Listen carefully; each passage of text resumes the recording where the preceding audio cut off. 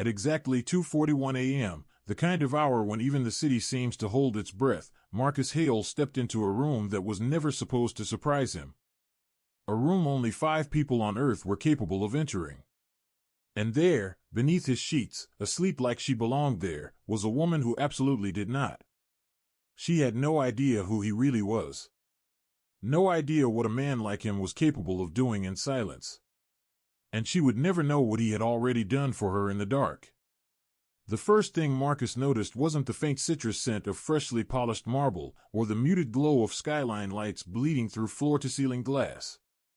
It was her, curled into the center of his bed. Her body was small against the expanse of pristine white linen, dark hair spread across his pillow as if it had always been meant to be there. Marcus stopped just inside the doorway, his coat still fastened, one hand resting loosely at his side. He didn't move. He didn't speak. He simply watched the steady rise and fall of her chest as his eyes adjusted to the dimness. She was young, early 20s, maybe.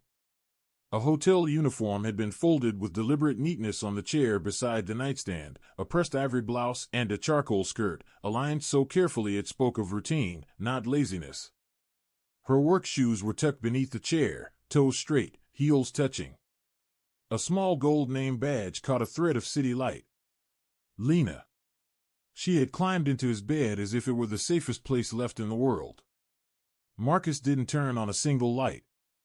Instead, he stepped fully inside and closed the door behind him with practiced silence, the kind learned over years when sound meant consequences. The suite occupied the entire 52nd floor of the Halecrest Hotel, a space that didn't exist on any public directory. It wasn't listed, it wasn't mapped, and the elevators that reached it required encrypted access held by fewer than 5 people worldwide. The corridor outside was watched by C. Amaris feeding directly into a private system Marcus alone controlled. No one entered this room without his knowledge. No one. And yet, she was here. He crossed the room slowly, footsteps soundless against the dark wood floor. She didn't stir. As he drew closer, details emerged, the faint swelling beneath her eyes, the soft discoloration along her jaw where a bruise had begun to bloom, partially hidden by strands of hair. Her fingers twitched in her sleep, curling and uncurling against the sheets like she was trying to grasp something that kept slipping through her dreams. Marcus lowered himself into the leather armchair opposite the bed, settling with the patience of a man who understood that waiting was often the sharpest weapon of all. He studied her the way he studied everything, carefully, completely. Her breathing was shallow. Too fast for real rest. Her pulse fluttered visibly at her throat. Even asleep, her body hadn't surrendered. It remained coiled, braced for impact. He recognized that posture. He had seen it in men who had survived places that didn't appear on any map. In prisoners who slept with one eye open. In people who learned, over time, that safety was temporary and stillness was armor. So he waited. 17 minutes later, her eyes opened. At first, she stared at the ceiling, caught between worlds, disoriented. Then her gaze shifted, slowly scanning unfamiliar lines and shadows, until it landed on the man seated motionless in the chair near the window. She bolted upright. The sheets tangled around her legs as she sucked in a sharp breath. Oh, God. I'm so sorry. I didn't mean to, I just needed to lie down for a minute. I swear I was going to leave, Breathe. The word was quiet. Not an order. An offering. Her chest heaved as she froze, eyes wide, flicking between him and the door, calculating distance, escape, threat. But she didn't run. Her hands gripped the sheets like anchors, knuckles pale. I know who you are, she whispered. I know. This is your room. I know I'm not supposed to be here. Her voice shook. I'll go. I'll leave right now. I'll disappear. Please. I need this job. I can't. Her voice broke. Marcus didn't move. How did you get in? He asked. The question stopped her cold. She had been bracing for anger. 4 threats. For the sharp dismissal powerful men handed out without thought. A simple question, delivered without heat or judgment, wasn't what she'd prepared for. "The service corridor," she said softly. "Behind the east stairwell. There's—" Her words trailed off, uncertainty creeping back in as she realized what she'd just admitted. And Marcus already knew. The panel was supposed to be sealed shut. It hadn't been. The lock had been broken for months, maybe longer, leaving a narrow opening that led into a forgotten maintenance corridor tucked behind the kitchenette walls. She swallowed hard. "I found it by accident," she said quietly. "A few weeks ago. I wasn't looking for anything. I just needed somewhere quiet. Somewhere no one would think to check." Lucien absorbed the information without reacting. A service access left unsecured for that long was unacceptable. Someone in facilities would be answering for it by morning, but his face gave nothing away. "Are you all right?" The question lingered between them, heavy and unexpected. Mara blinked. "What?" "You've been crying for hours," he said calmly. "And the bruise on your jaw is recent. Within the last few hours. You didn't have it when your shift started tonight." He paused, studying her carefully. "So I'll ask again. Are you all right?" She stared at him as if he'd spoken in a language she didn't understand. "You noticed me, before tonight?" "I notice everyone who works in my hotel." It was simply true. Lucien made a point of knowing every face under his roof, from senior executives to the overnight cleaning staff. Information was leverage. Leverage was survival. But he didn't say that out loud. He watched as her hand rose on eye. Instinct, fingertips brushing the bruise she had tried so carefully to conceal. "I'm fine," she said quickly. "That wasn't my question." Her breath hitched. It's been a long night." "I can see that." He leaned forward slightly, resting his elbows on his knees, posture open but unyielding. "Do you need help?" The words landed like a stone dropped into still water. The reaction crossed her face in ripples, confusion, suspicion, and something dangerously close to hope before she buried it. "Help with what?" "With whatever put that mark on your face," he said evenly.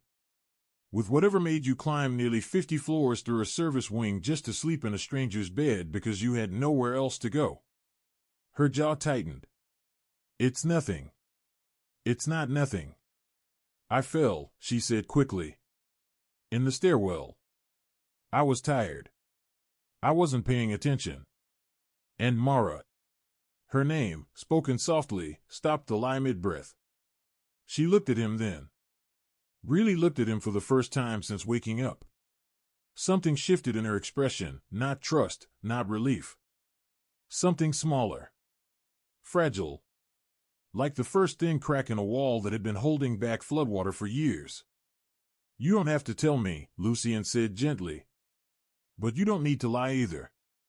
Not here." Silence stretched between them. Then her gaze dropped to her hands, still twisted in his sheets. "I should go home." The word home hit like a stone. She swallowed hard, forcing it down.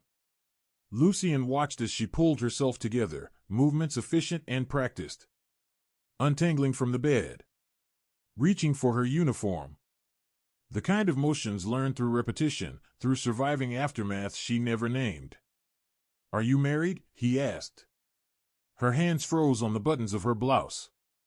She didn't turn around. Her back stayed rigid, fingers locked in place. "Yes." The word barely carried sound. "Does your husband know where you are?" A long pause. "No." Her voice was steadier now. Controlled. "He went out. After. He always goes out after." She swallowed. "I have a few hours before he comes back." "After." The word hummed between them, weighted with everything she refused to say. Lucien let the silence breathe. "And if you're not there when he returns?" Her laugh cut him off. Short. Bitter. Empty. "Then I'd better have a very convincing story." She finished buttoning her blouse, smoothing the fabric with hands that trembled only slightly now. When she turned to face him, her expression had closed completely, that flat, guarded mask sliding back into place like armor worn so long it felt permanent. "Thank you," she said. "For not calling security." "For not?" "I don't know." Her shoulders lifted faintly. "I violated your privacy. I understand if you need to let me go. I'm not firing you." She blinked. "I'm sorry?" "You needed somewhere safe," Lucien said, standing but keeping his distance. "You found it. That isn't a crime." She stared at him, brow furrowing as if she were trying to solve a problem that defied logic. People didn't speak to her this way. They didn't offer mercy without demanding payment. "I don't understand," she whispered. "You don't have to." He crossed to the small bar by the window and poured a glass of water from a crystal carafe. He set it on the nightstand, close enough for her to reach, far enough that she wouldn't feel trapped. "Drink before you go," he said. "You've been crying for hours.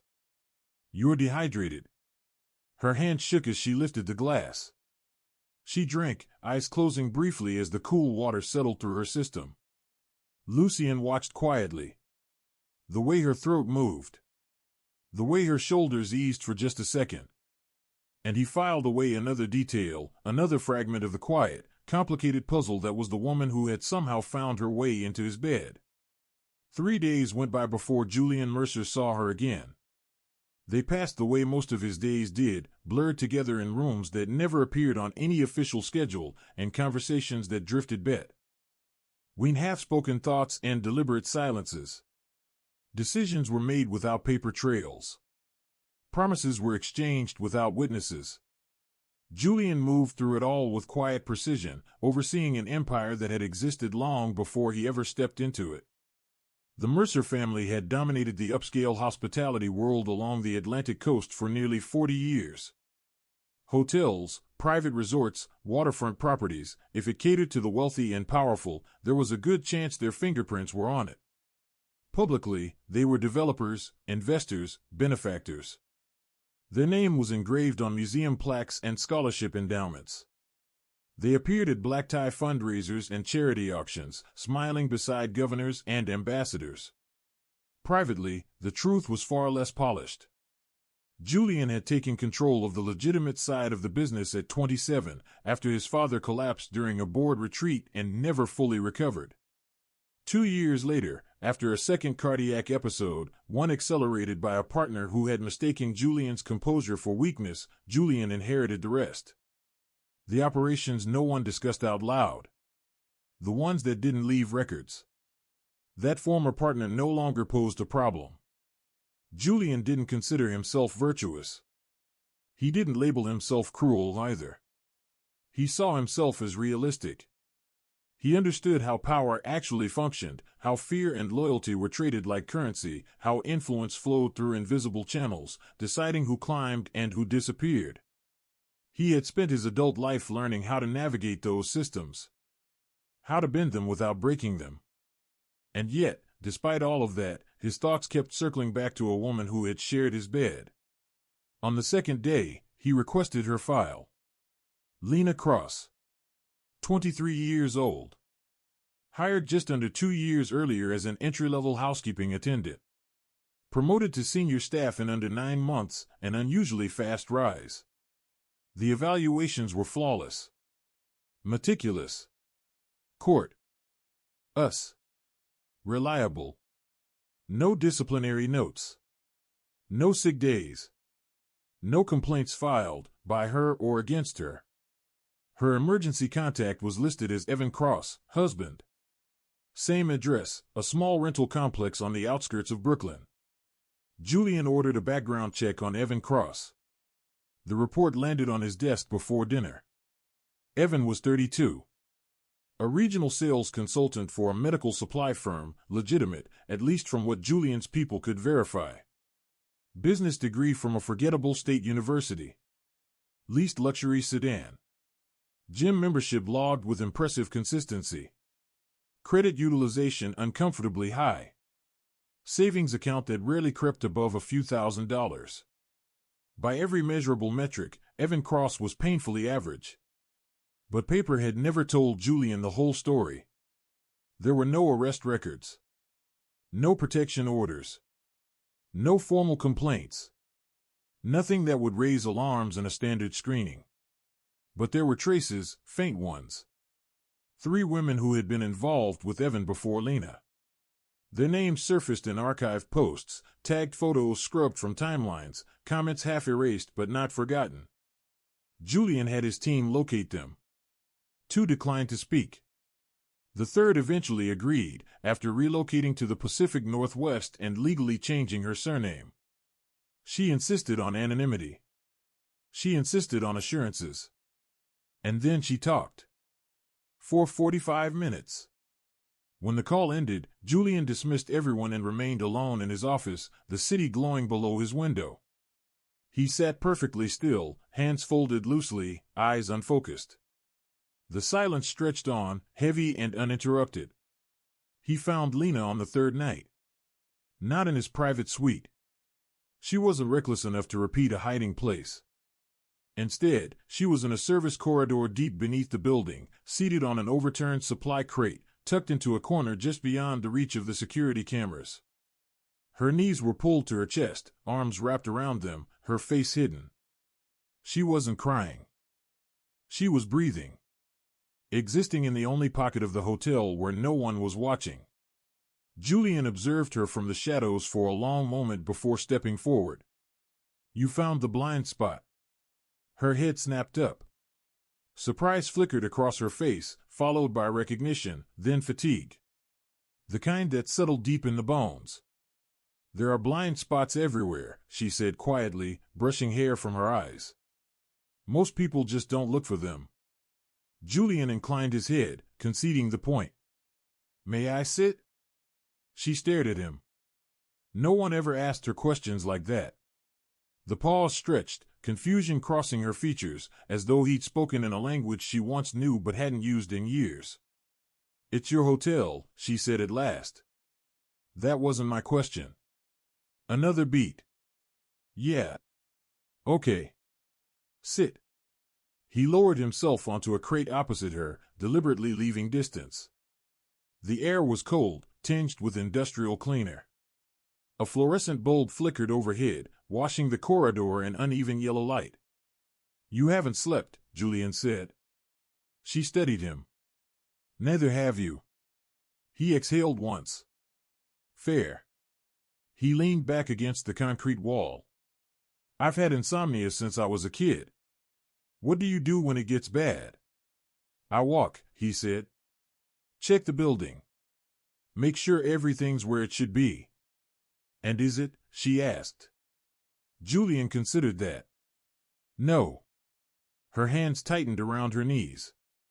Look, she started, voice careful, if this is about the other night, it's not because I didn't mean what I said, Her words trailed off, suspended between fear and resolve. And the silence returned.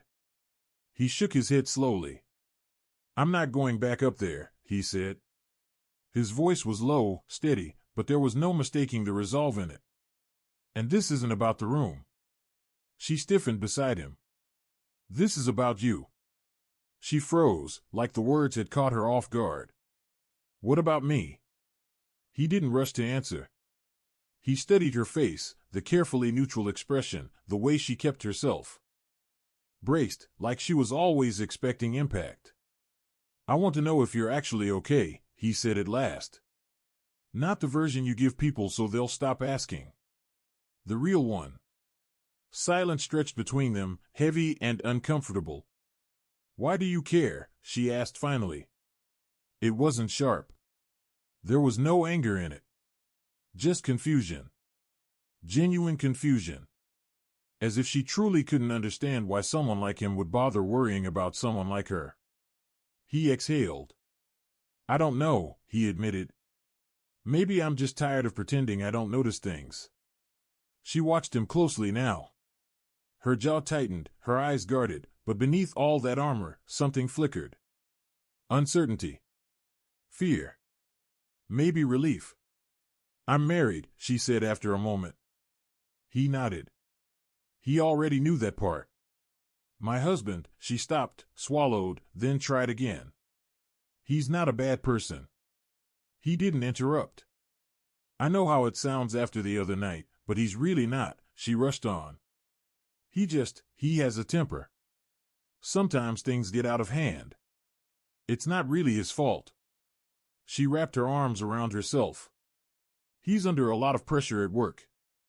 And I don't always help. I say the wrong things. I push. Her voice faltered. Sometimes I make him lose control. The words landed between them and didn't move. She flinched immediately, like she hadn't meant to say that part out loud. He doesn't, she said quickly. It's not like that. It's not abuse. He just loses control sometimes. He tilted his head. What's the difference? Her breath hitched. The difference is that he loves me. Her voice cracked on the last word. He loves me, she repeated, softer now. And he's always sorry afterward. He swears it won't happen again. And I believe him. A pause. I have to believe him. He let the silence sit. Why? He asked gently. She pressed the heels of her palms against her eyes, hard enough to leave faint red marks. Because if I don't, she whispered, then what does that make me? She dropped her hand. Staring at the floor. Some idiot who married a monster, she said. Some pathetic victim who can't leave. She shook her head. That's not who I am. That's not who I want to be. So instead, she told herself something else. She told herself it was her fault. She looked up again. Her eyes were red around the edges, but no tears fell. Isn't that easier? She asked quietly. Easier for who? He asked. She didn't answer. They sat in silence. The overhead fluorescent light buzzed and flickered, slightly out of rhythm. Somewhere deep in the building, a service elevator groaned to life, then went still again. The hotel seemed to breathe around them, dozens of floors stacked with strangers, staff, secrets, lives unfolding behind locked doors. My mom used to do this too, she said suddenly. Her voice was different now. Distant. Thoughtful. With my dad, she continued. He had the same kind of temper. She stared at nothing. She'd clean everything up. Put on makeup. Tell people she was clumsy. A beat. I hated her for it. He stayed quiet. I swore I'd never be like that, she said. I was so sure I'd be different. A bitter smile tugged at her mouth. Funny how that works. You're not your mother, he said. She looked at him. Then why am I sitting in a basement hallway at nearly 3 a.m. instead of going home? Because some part of you already knows the truth. She swallowed. And what truth is that? He held her gaze. Didn't look away. That love isn't supposed to leave bruises. Her face collapsed. The wall she'd been holding up finally cracked. You don't understand, she whispered. It wasn't always like this. Her voice trembled now. When we first met, he was everything. Kind. Funny. Attentive. He made me feel special. Like I mattered. She shook her head slowly.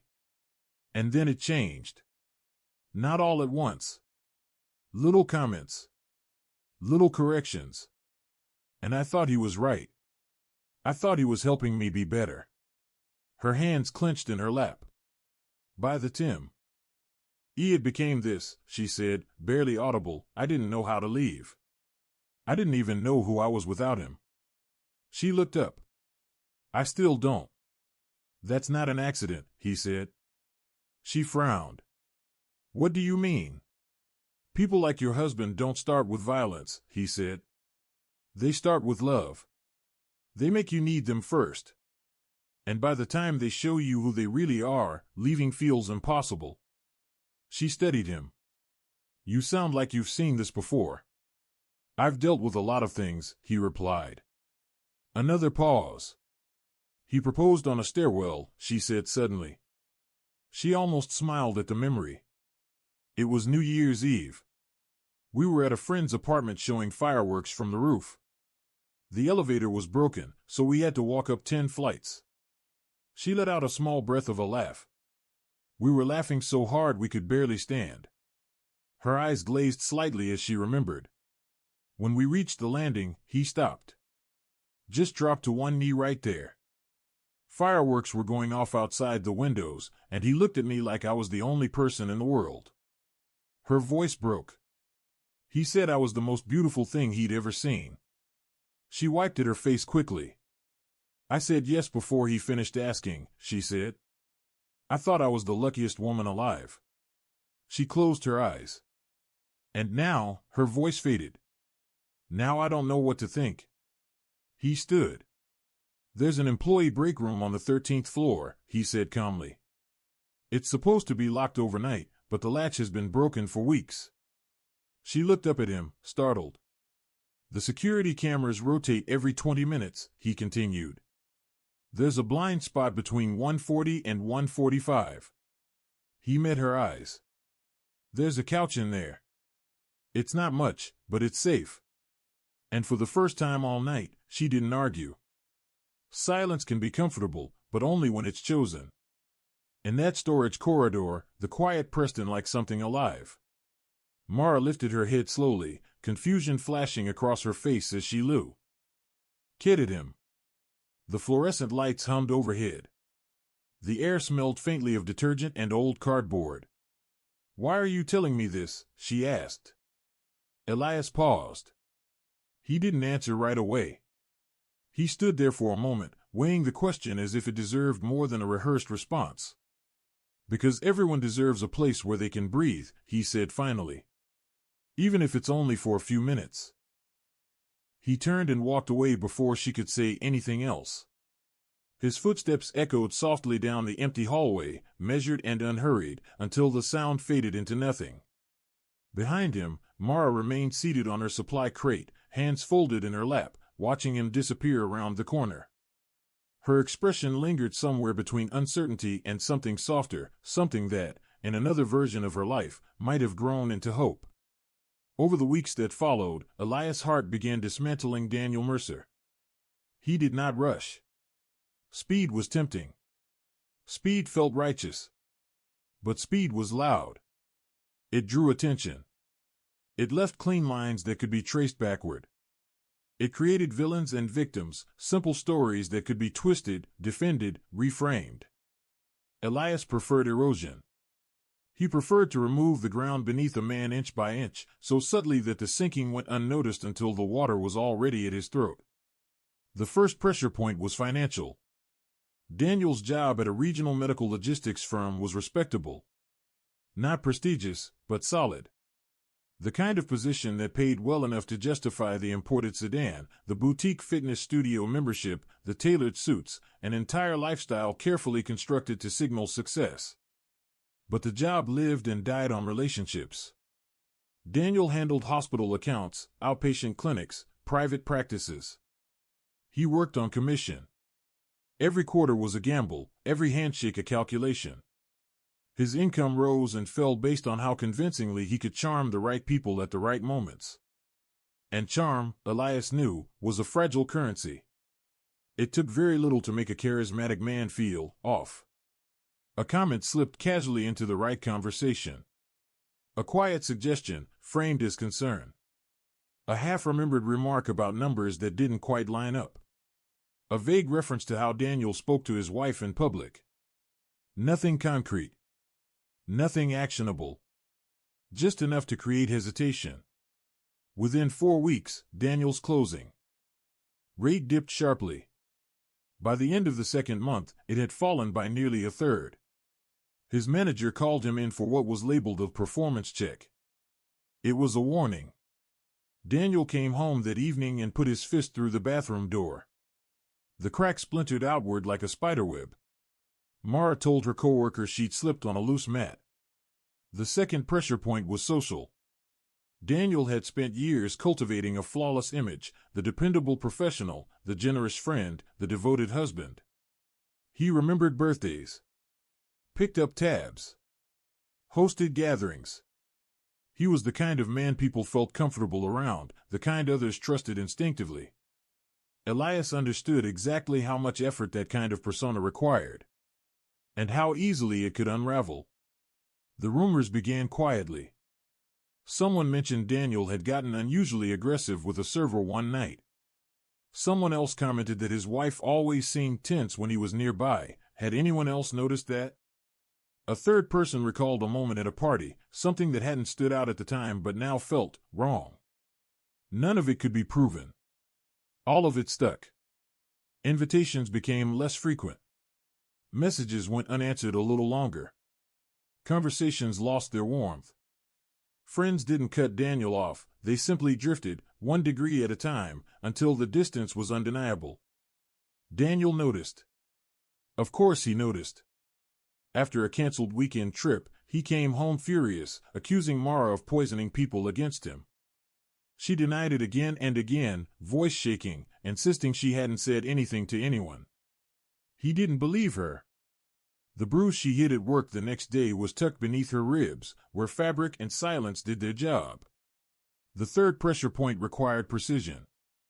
Through his quiet web of contacts, investigators, analysts, people who traded in information the way others traded favors, Elias learned that Daniel's company was under light federal scrutiny for pricing inconsistencies. Nothing dramatic. He kind of investigation that usually ended with paperwork, penalties, and a corporate promise to tighten procedures. But scrutiny could be redirected, expanded, focused. Elias made a few calls. He spoke to people who owed him, people who understood that cooperation was often the difference between exposure and survival. He didn't request anything unlawful. He simply suggested that Daniel Mercer's expense reports might warrant a closer look. That travel record sometimes told interesting stories. That certain client relationships could be examined more carefully. The investigation began quietly. Daniel didn't know yet. But he would. Through all of this, Elias continued to cross paths with Mara. Not deliberately, at least not overtly. The hotel was his territory. He moved through it constantly. And she was always there, pushing carts, folding linens, restocking closets, slipping through hallways with her head down and shoulders drawn tight. She looked exhausted. Permanently so. Yet every so often, brief, fragile moments, something else surfaced. A pause mid-task. A distant stare. As if part of her was testing the idea that the walls around her might not be permanent after all. And Elias noticed that too. She would sometimes stand by the window overlooking the city, the glow of distant lights reflecting in the glass, her guarded expression easing into something softer, almost wistful. For just a heartbeat, it looked like longing. Other times, Silas noticed how she laughed at something a coworker said. Not the polite kind of laugh she used most days, but a real one, bright, unrestrained. And then, almost immediately, she would catch herself, straighten her posture, and let the familiar mask slide back into place. Silas saw all of it. Always from a distance. He never commented. Never asked questions that might corner her. Instead, he focused on what he could control. He made sure the break room on the 14th floor stayed unlocked after hours. That the schedule quietly allowed Mara to take her breaks without interruption. That no one raised eyebrows on the nights she logged out late, only to badge back in far earlier than anyone reasonably should. It wasn't enough. He knew that. But it was what he could offer without pushing her closer to the man who was hurting her. One night, he found her on the service stairwell between the 10th and 11th floors. She sat on the concrete steps, her back against the wall, phone clutched loosely in her hands. Tears slid down her face in complete silence, no sobbing, no gasps, just quiet devastation. Silas stopped a few steps away. Over the years, he had learned that presence could be either a comfort or an invasion. The difference showed itself in small things: the slope of a person's shoulders, the tension in their spine, the way silence filled the space around them. Mara's silence wanted to be left alone. He turned to leave. "Do you ever wonder who you'd be if things had gone differently?" Her voice stopped him. Silas turned back. She hadn't moved. Her eyes were still fixed on her phone, though the tears had slowed. When she spoke again, her voice sounded far away, as if she were talking to herself more than to him. "I had plans," she said quietly. "Before Ethan. I wanted to travel. I wanted to see the world." She swallowed. "I had this list: Kyoto, Lisbon, Prague. I was saving a little from every paycheck. I kept a jar in my closet with slips of paper inside. Each one had a city written on it. I was going to reach in, pick one at random, and just go." She paused, her fingers tightening around the phone. "He found the jar a few months after we got married. He laughed. Said it was childish. Told me we had real responsibilities now. Adult priorities." Her mouth twisted. "He threw it away." Silas slowly sat on the step below her, leaving space between them. "What happened to the money?" he asked gently. "Joint account." She let out a short, hollow breath. "For emergencies." He said we had to be to call, and I agreed. Her voice cracked. "I just wanted to make him happy. I wanted to be a good wife." She shook her head, staring at the floor. "That's all I ever wanted. To be good enough." "You were always good enough," Silas said. She looked at him sharply. "You don't know that." "I know that no amount of perfection would have changed who he is," Silas replied calmly. "I know the rules kept changing every time you thought you'd figured them out. And I know there's nothing you could have done differently that would have made him treat you with the respect you deserve." Her face crumpled. "Then why does it feel like my fault?" "Because he trained you to believe it was," Silas said softly. "That's how control works. It rewrites reality until you can't remember what was true before." They sat in silence for a long moment. "I think about leaving," she whispered. "Every night. I imagine packing a bag, walking out, never looking back. But when I try to actually do it, I freeze. It's like there's a wall in my head. Like something pulls me back." "That's normal." She turned toward him again, disbelief flashing across her face. "Normal? Leaving someone like Ethan is one of the hardest things there is," Silas said. "The psychological ties run deep. The fear is real. The practical barriers feel impossible. Not leaving it doesn't make you weak. It makes you human." "My mom never left," Mara said flatly. "She stayed until my dad died. Heart attack. I was 24. Her gaze dropped to her phone. "After the funeral, she told me she'd been planning to leave him for years. She was just waiting for the right moment." Her voice barely held together. "It never came." She swallowed. "I don't want to wake up one day and realize I spent my whole life waiting." "Then don't," Silas said. "It's not that simple." "No," he agreed. "It isn't. But it is possible. Maybe not today. Maybe not tomorrow. But one day, when you're ready." "What if I'm never ready?" Silas thought carefully before swearing. "Then you survive," he said. "You carve out pieces of peace wherever you can. You protect the parts of yourself he can't reach. And sometimes, something shifts. Inside you, or around you. And the door that once felt impossible to open is suddenly right there." She studied him through glassy eyes. "You make it sound easy." "It isn't easy," Silas said. "But it's also not as complicated as he wants you to believe." He paused. "The hardest part isn't leaving. The hardest part is giving yourself permission to want something different." Tears pooled in her eyes. "And when you finally give yourself that permission," Silas said quietly, "you walk through the door." He hesitated. "And you don't look back." The moment came in early spring. It didn't arrive with shouting or chaos, but it began as a whisper. A quiet phone call on a gray midweek morning, one of those calls that doesn't raise its voice, but still manages to shatter everything. The voice on the other end told Caleb Mercer that the federal inquiry into his firm had been widened. It now included a review of his personal financial records. He wasn't being arrested. He wasn't being charged. But his name was officially on the record. And in Caleb's world, where reputation was currency and perception mattered more than truth, that distinction barely mattered at all. Sometimes, it was worse. From the sidelines, Evan Hale watched the slow collapse begin. Colleagues who once greeted Caleb with easy smiles suddenly became busy. Calls went unanswered. Lunch invitations disappeared. Within a week, his largest client stopped returning messages altogether. Then came the meeting with management, brief, polite, rehearsed. Caleb was placed on temporary administrative leave while the matter was reviewed.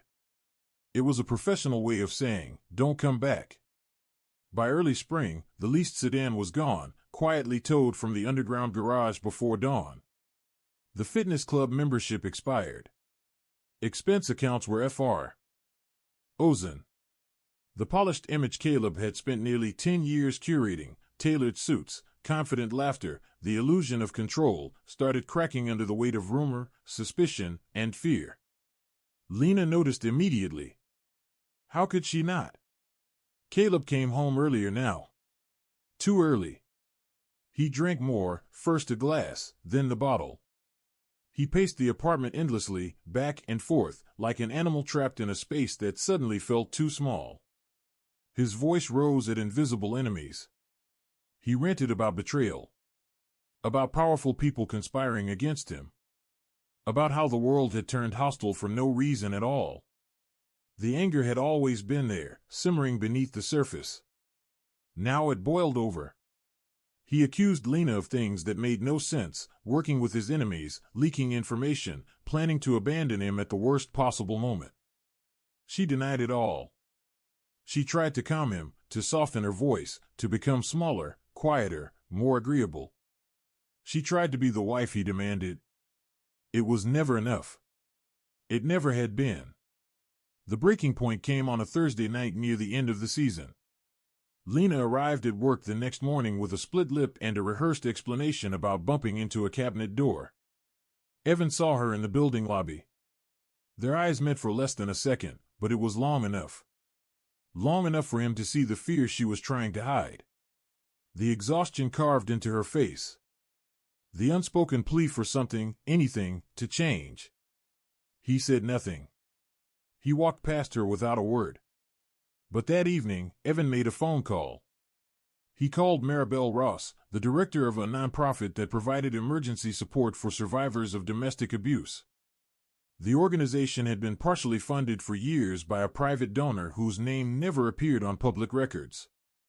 Evan told Maribel that a woman might be reaching out soon. That her name would be Lena.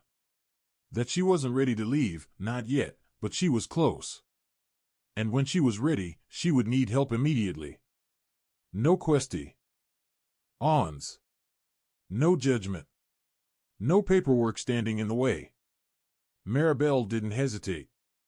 She said she understood. She said she would be ready. Lena made the call on a Friday night in early summer. She didn't know her name had been mentioned in advance. She didn't know the woman who answered already understood the shape of her fear.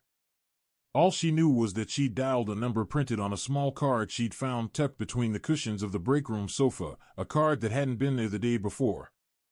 The voice on the line was gentle. It didn't ask why Lena had waited. It didn't ask what had finally pushed her to call. It only asked what she needed. And when Lena whispered, "I don't know. I just can't do this anymore," the woman replied, "That's enough. That's all you need to know right now. We'll figure the rest out together." The shelter sat on a quiet residential street beyond the edge of the city. It looked like any other house, slightly worn, a little crowded, but it was warm. Clean.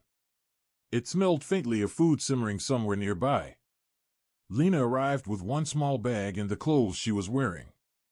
She slept for nearly 16 hours that first night. When she woke, there was a mug of tea on the bedside table and a handwritten note beside it. Take your time. There's no hurry here. She never went back to the hotel. Instead, she called her supervisor and resigned. She apologized for the sudden notice.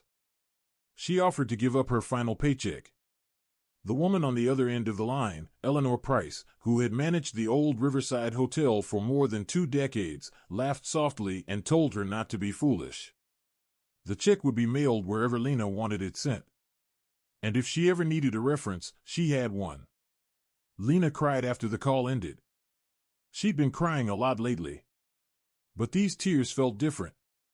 Lighter. Like something heavy was finally being washed away.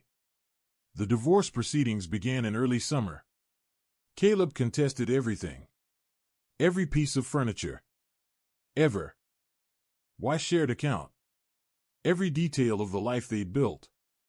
But while he fought, he was also sinking. The federal inquiry expanded again.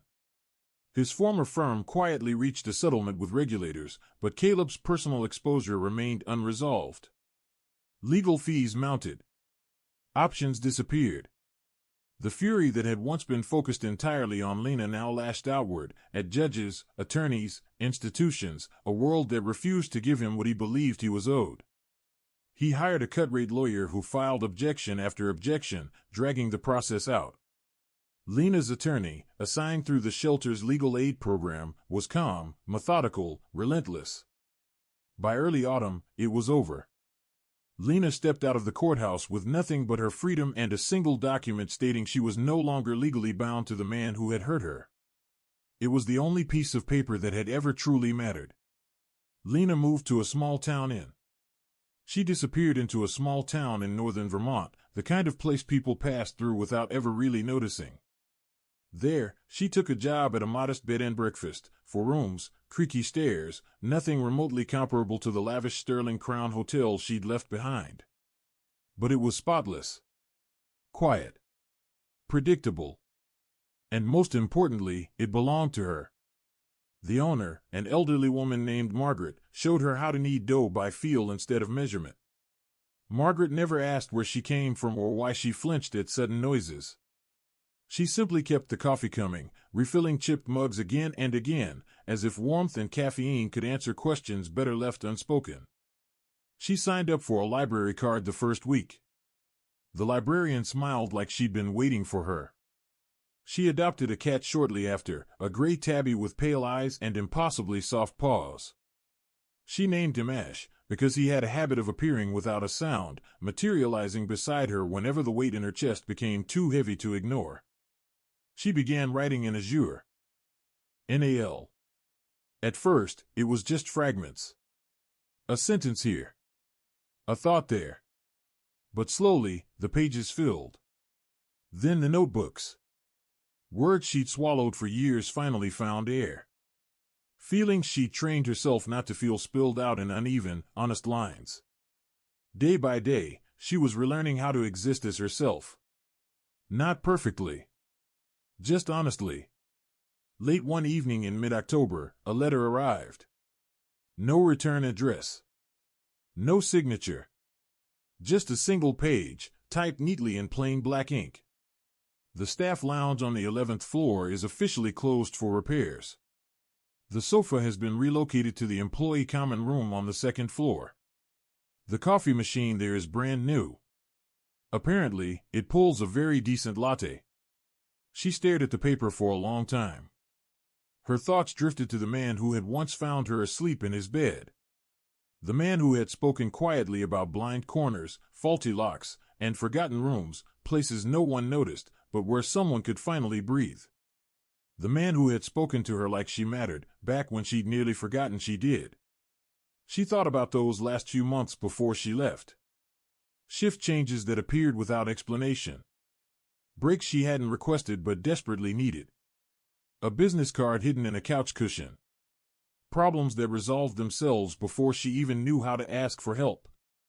She had never asked him for anything. He had never offered. And yet, in the spaces between conversations, something had passed between them. Something unspoken. Something real. She folded the letter carefully and slipped it between the pages of her journal. Then she pulled on her coat, stepped outside, and let the crisp autumn air fill her lungs as she walked beneath rustling trees and fading daylight. Hundreds of miles away, high above the city streets, Elias Sterling stood at the window of his office on the 42nd floor. Midnight had come and gone. The hotel behind him was silent, corridors empty, lights dimmed. Below, the city shimmered in fragments, headlights, windows, distant motion, a living constellation that never fully rested. On his desk lay a report. It outlined the final resolution of Martin Caldwell's legal ordeal. A negotiated plea. A crushing fine. A suspended sentence that avoided prison while erasing any chance of professional recovery. The report mentioned that Martin had relocated to Arizona, now selling used cars on commission. His credit was wrecked. His professional network gone. By all measurable accounts, he had lost everything, except responsibility for his own collapse. Elias felt no pleasure reading it. No victory. No satisfaction. Only a quiet sense of completion. The feeling that came when a complex formula finally balanced. When the last piece of a long, difficult puzzle slid into place. He thought about her sometimes.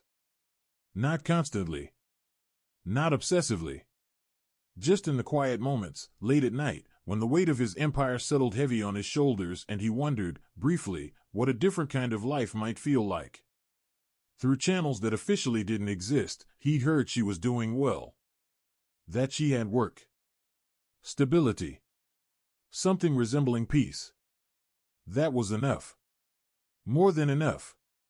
He hadn't helped her for thanks or acknowledgement.